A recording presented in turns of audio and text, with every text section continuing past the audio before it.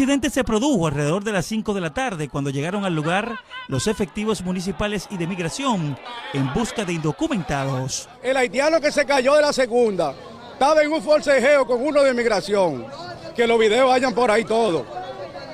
Entonces cuando el muchacho se cayó, todo el mundo corrió hacia el que se cayó. Por eso no pasó más grande el problema.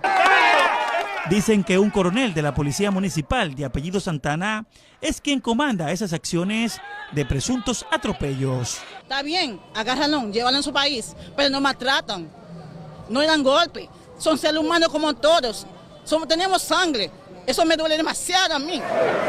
Los comerciantes sostienen que todo es parte de un plan para cobrar dinero y luego ponerlos en libertad.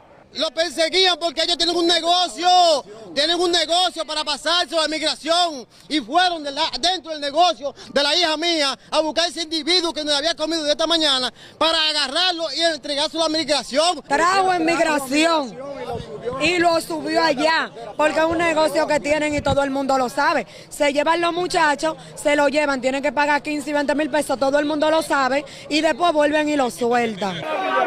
Afirman que los agentes de ambas instituciones mantienen un asedio a los que operan desde la plaza del Buhonero. Él vino nuevo aquí y tiene la gente en zozobra. Él trajo migración. Yo entiendo desde mi punto de vista que eso está prohibido entrar en locales comerciales. El herido fue levantado del lugar por una unidad del 911 y llevado al Hospital Francisco Moscoso Puello, aunque por el momento se desconoce su estado de salud. El muchacho duró ahí más de media hora tirado sin conocimiento y botando sangre. No sabemos si está vivo o está muerto. Mientras, mediante una nota de prensa, la Dirección de Migración informó que investiga el incidente que involucra a sus agentes.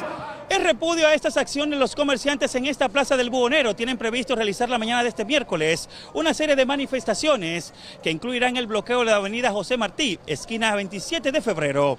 Vladimir Núñez, Noticias SIN esta noche.